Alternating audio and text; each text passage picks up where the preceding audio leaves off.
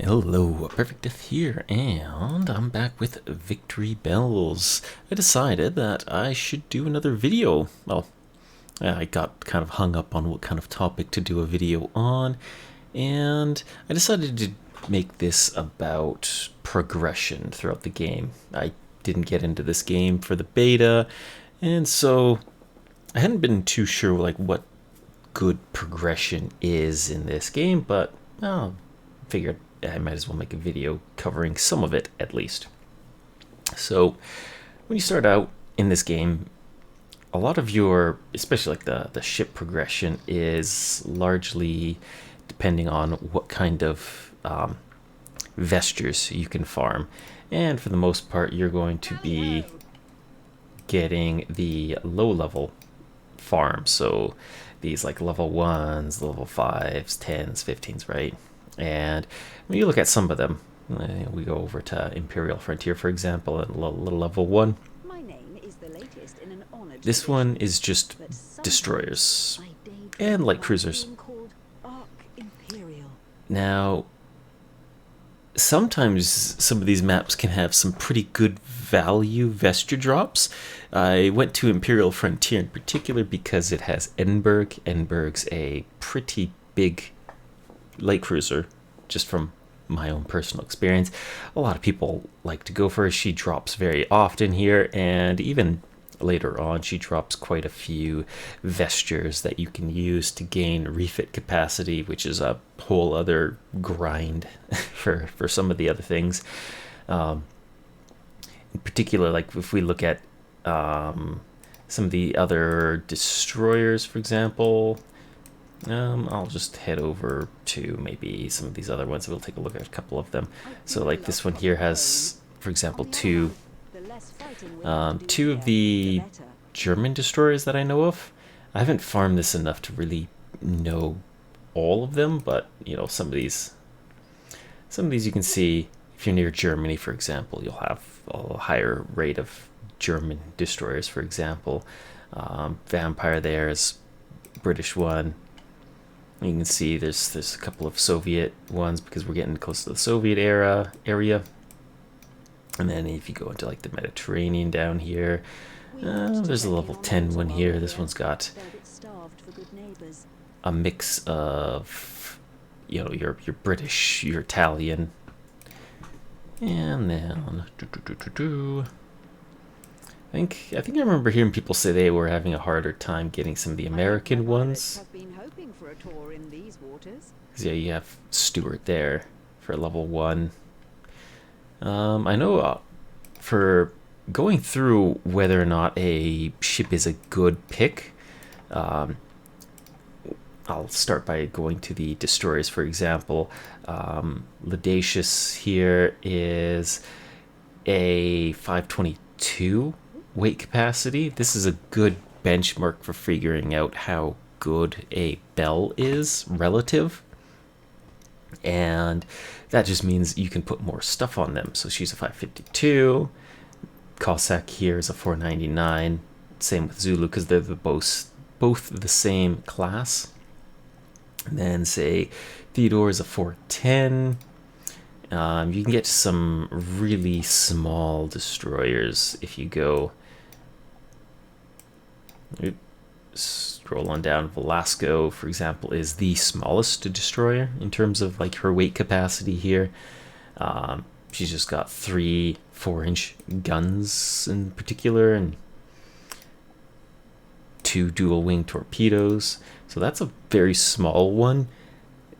It does mean that they're a little harder to hit, but you don't bring as much firepower. So they have a harder time in these, you know, later, higher difficulty fights where the Morganas are just more displacement on their end. You're going to be fighting heavy cruiser Morganas more often and battleship Morganas. Volta, for example, she's actually one of the bigger destroyers, plus she's newer, and therefore she's got some higher tech stuff. So you can see a 1939 gun on her. This actually is a good pick just for the gun to take off one of them. She actually has 4, but I took one off to R&D it because they come with perks. They're so new, they have a ton of gremlins, but you can learn the quirk and the perks off of them so that you can then possibly apply them to other guns later on if you want to.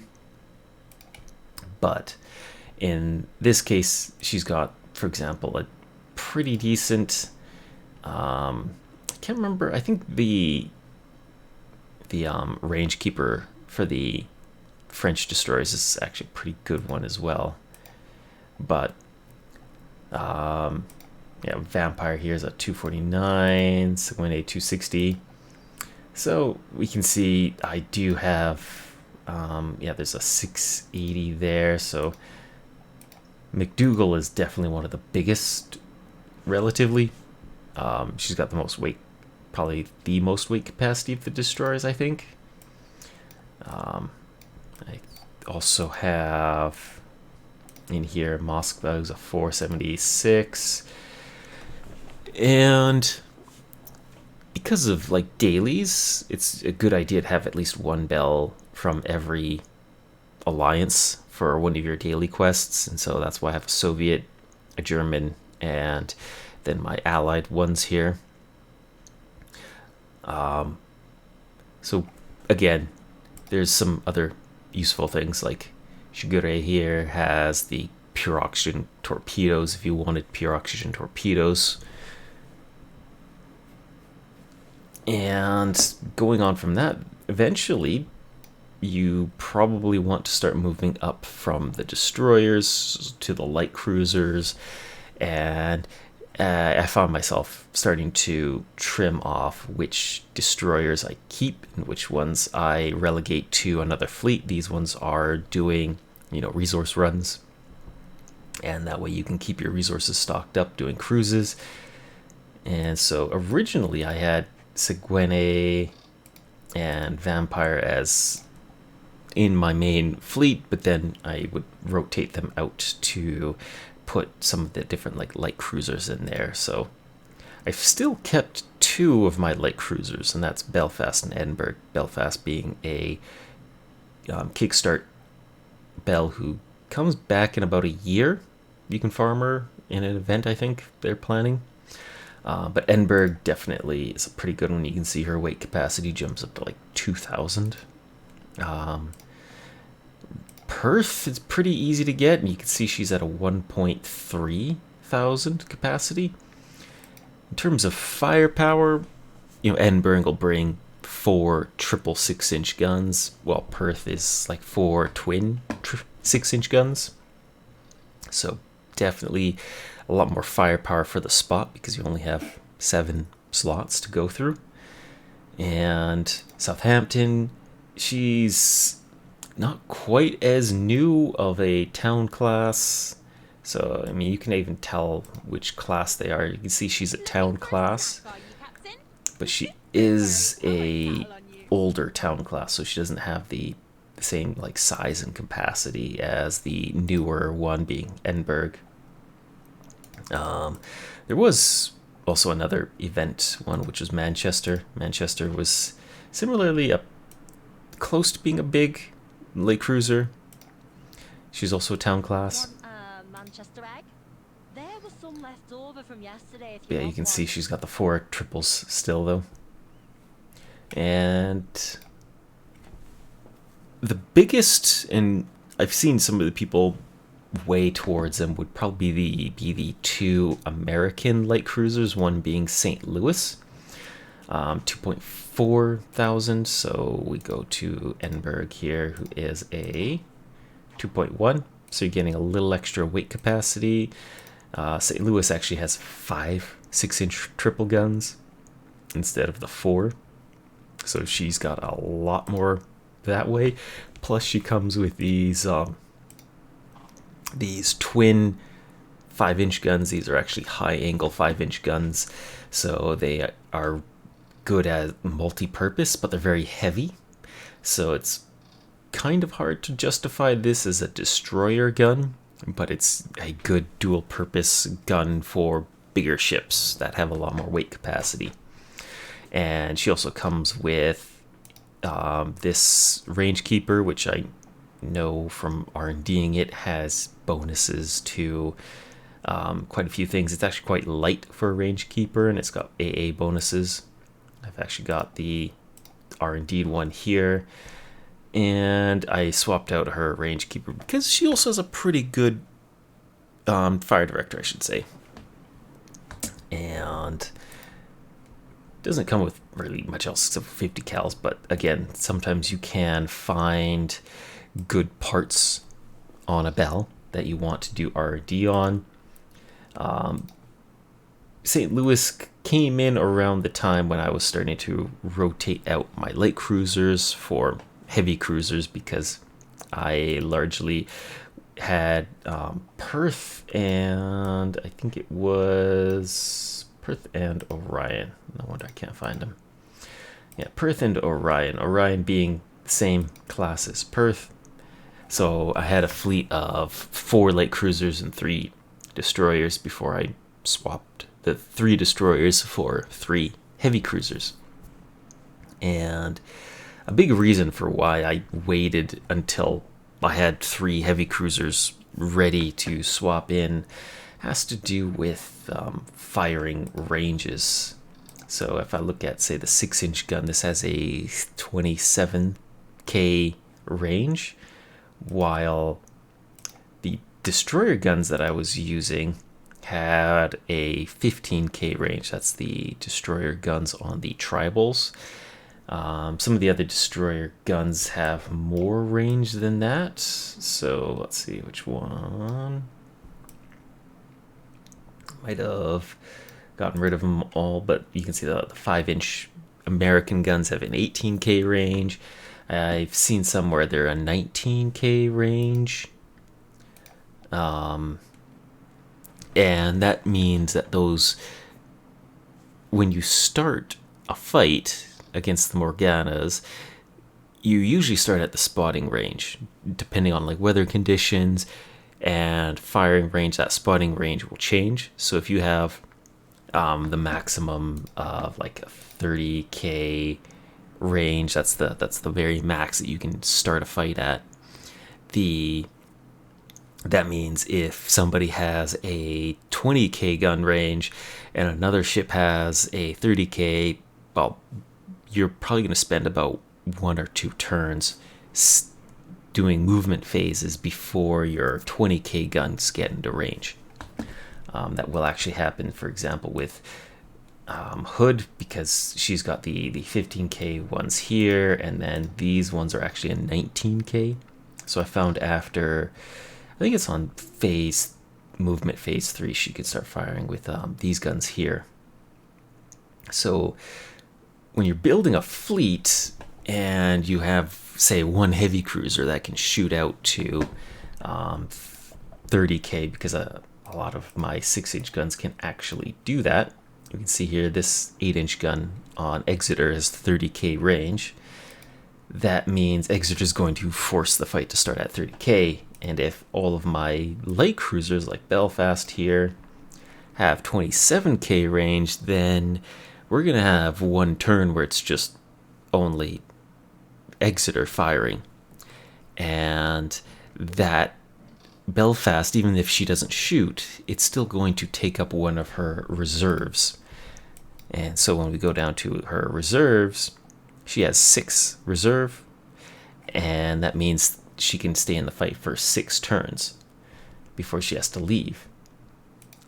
Now, the Morganas also have reserves as well, so they will also leave too.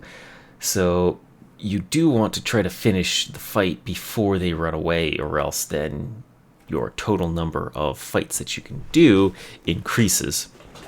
And if you don't have a dock, you can't get to a dock to reload, then you'll have to abandon the mission. So one of the things that I was finding that I had to do quite often, especially early on because of short gun ranges, was to fight in bad weather conditions, so rain or night, so that way my destroyers could get into close range right at the very start of the fight. Now that I've got a fleet of battle cruisers and heavy cruisers, I can start at these max ranges, and they're effective enough. They're pretty accurate at those ranges, and everybody's got firepower. So I waited until I had at least 3 heavy cruisers before I went and brought all the heavy cruisers in. And your heavy cruisers can be doing cruises. So, like Recruit, for example, any ship who is below her level, she will give experience to when you do cruises with her. And so I tend to put my heavy cruisers into the same fleet, and then she levels everybody up there. So you don't have to spend as much vestures to level up a ship. Because you can do that, you can just go and grab a ship. You can go down to your vestures, and when you do a promotion by filling in all of these, you can see here she can gain 2 levels, and she'll go up from 62 to 64 if I were to promote her right now. But that will only go up to the HQ level. So if I put Recruit up to my HQ level, then everybody, then I'm going to be able to pre-level the cruisers, the heavy cruisers, and when they do cruises, the heavy cruisers, they will salvage vestures. And so that is a passive way of using your heavy cruisers to get more vestures to potentially even rescue Bells, for example. That's actually how I largely got Hood. There was a map in India, over here, the Arabian Sea Zone. The Sevens Island Watch has a really high drop rate for Hood. But sometimes I daydream about being called Ark. And Bengal actually has the Trichomeli Watch, and this has a pretty good drop rate for Congo. And so those two, for a while I was actually having the heavy cruisers farming those while I was doing other farms and stuff like that. So while that was happening, I could then preemptively load up and get my heavy cruiser fleet going, and then I could take the heavy cruiser fleet into the main fleet, rotate out the smaller underperforming ships. Now, though the smaller ships aren't necessarily bad, it's just you don't get to finish the difficult fights in one turn, or not one turn, in one fight, in one battle. If the enemy gets to run away, then you have to do another fight. And so currently it's not as big of an issue, but it might be later on that they might add more campaigns that you have to do a lot more fighting. You have to fight a lot more than just 5 Morgana fleets. But there are a couple where there's 5 Morgana fleets. If you can't beat them all, you need a second fleet or to find a dock. And not all maps actually have a dock. For example, we can go to Northwest Pacific here. The storm that shouldn't be. This one has maelstroms. This disables planes and torpedoes, and you have really bad fire control. My fleet is actually, I use the secondary guns in particular for these kinds of bad weather maps, just so I wouldn't be affected by storms. So I can clear this no problem most of the time. I think the only time is if there's a submarine that messes with my spacing, but you can see half of them are gone in one round, but we're basically starting point blank because of the bad weather. But the fire control is horrible because of the weather conditions here. So if I actually click and hold onto this, it'll say terrible fire control and very low base visibility. So in this case, I'm mostly just muscling through it because I have 2 battle cruisers with just tons of secondary guns on them and main guns. So, and my secondary guns have the modifier that make them more accurate in bad weather. So that's largely why they, even my battle cruisers can just mulch right through all of these ships. Now, if you're doing this with ships with less guns, to just muscle through it with just overwhelming firepower, then you would want like at least a second fleet just as backup so you can rotate them out and keep fighting, because there is no dock in this map. And then we just go through, shoot them up.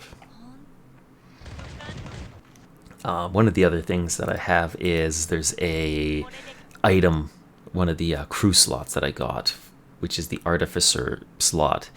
And that one actually repairs up to 25% of battle damage that you receive during that battle. So Congo in the previous one dropped down to 95 or 97%. She's back up to 100%. So she can get down to like 75% health and full heal for the next fight. So that's another really useful benchmark.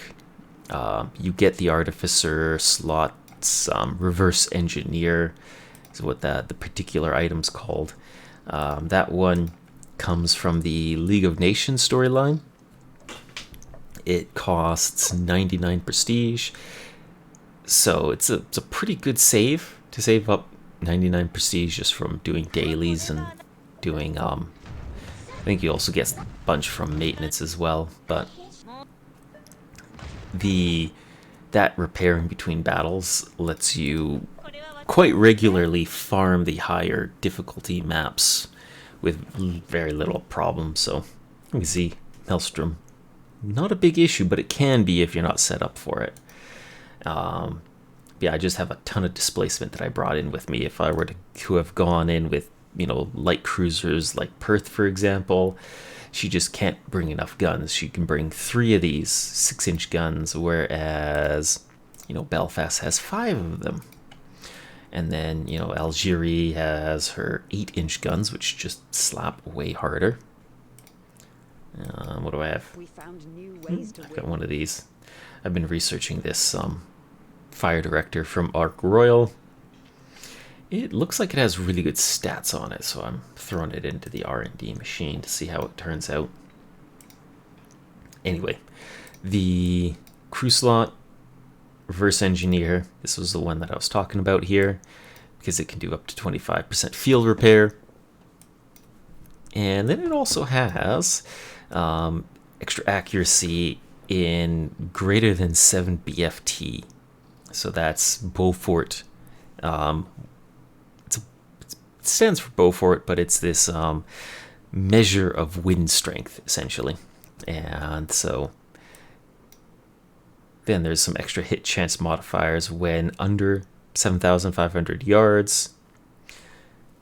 And extra correction at nighttime from this. So this is a very useful one there. Plus I mentioned my secondary guns. These ones actually come with a greater than 8 BFT correction of 25%. So these are, and also 35% extra damage when the weather is that rough. So I could apply this quirk, because it's a quirk which is one of the gold star ones. I could apply that onto, say, Hood's main guns if I really wanted like a storm tiered battleship cannon, but who knows? That's for like number crunchers to figure out, and I haven't gotten around to doing that. Another interesting one is radar. This actually comes from I pulled that off of Deutschland, who is this one here. She comes with a radar on her, so she's a good pick for a heavy cruiser, just to pull her radar off, if anything else. And then one of the other ones that's a good pick as well is Sheffield, because she comes with a air warning radar. And currently I am R&Ding her air warning radar, as that will give you a heads up if the Morganas are sending aircraft from a carrier after you. I think it gives your fighter planes a chance to intercept, and I don't have fighter planes, but the one of the League of Nations story missions. It's in the second batch of story campaigns. They let you get a fighter plane, so I've been R&Ding that one. And I quite recently got an extra carrier, which is Ark Royal, but Ark Royal doesn't come with fighters. She comes with dive bombers and torpedo bombers. So all kinds of progression stuff there. And I think at some point, I'm probably going to get into whether or not I want to add more battleships, because I've just got the 2 right now. And I think, what do I have? I'm pretty close to... So this is Warspite, and this is Paris, and this is Dunkirk. So those are the 3 battleships that I'm closest to in that regard. There's only 2 battle cruisers right now. So yeah, I don't know which direction I'll go in there. I was just recently farming for Ark Royal, just for an extra carrier. But currently there is no real reason to try for destroyers. Like, there's no like displacement limits on things so that you would be in a situation where you would want to bring in destroyers. They are definitely small and less likely to get shot at, but they don't bring as many guns, so it's kind of up in the air about whether you want to just go for, say, 2 fleets of destroyers and then just go in with torpedoes. You can do 2 battles with torpedoes before you need reloads.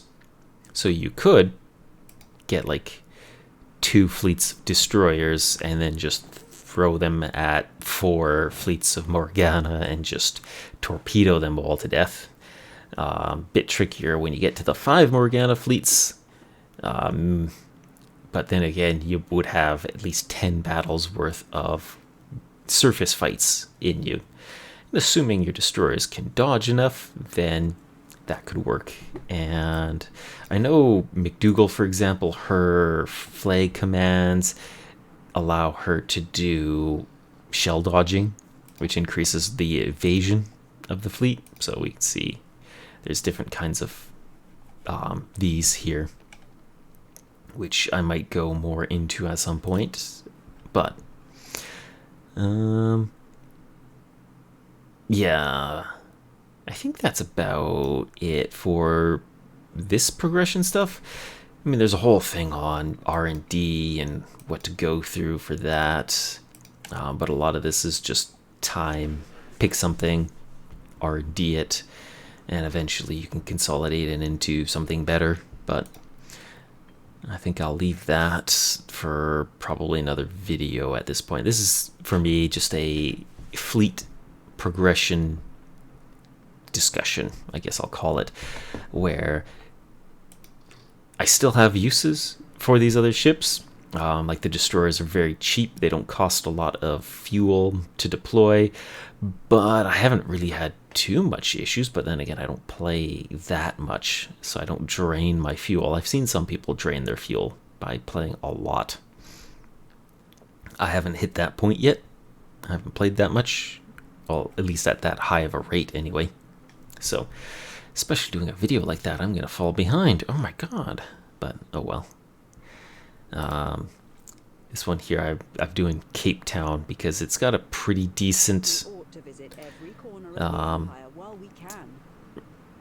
resource income for rares. Rares are pretty hard to farm, so plus 39 is pretty okay. So I don't know. The other one that I've got going on is Beasts of Vladivostok. This one is really good for metal, but I'm pretty much capped at metal at this point. Now there is a... They did change how cruises get you resources. It goes off of... You can increase the amount you get based on the fleet's displacement and speed. So Queen Mary, for example, while she's got like no capacity for stuff, she's got a very high hull point. Yeah, that's the stat that it uses, hull points. So she's got 74,000 hull point. In comparison, we go and look at Hood. Hood can't do resource runs, but Hood has 50,000 hull points. So that makes Queen Mary basically the best ship that we have right now, the best belle for doing resource runs. So some of the other ones, like, I don't even need to click on them. You can see 74, she's 18, 18. So these do resource runs. They're definitely better than destroyers and CLs for getting resource. But there's just not that many right now for merchants. Because, yeah, this is part of why they're not getting as much, because they're destroyers, but they're getting something from me at least. But I think I'll call it for the video there. That was this discussion on roughly fleet progression. Hope you learned something. Who knows?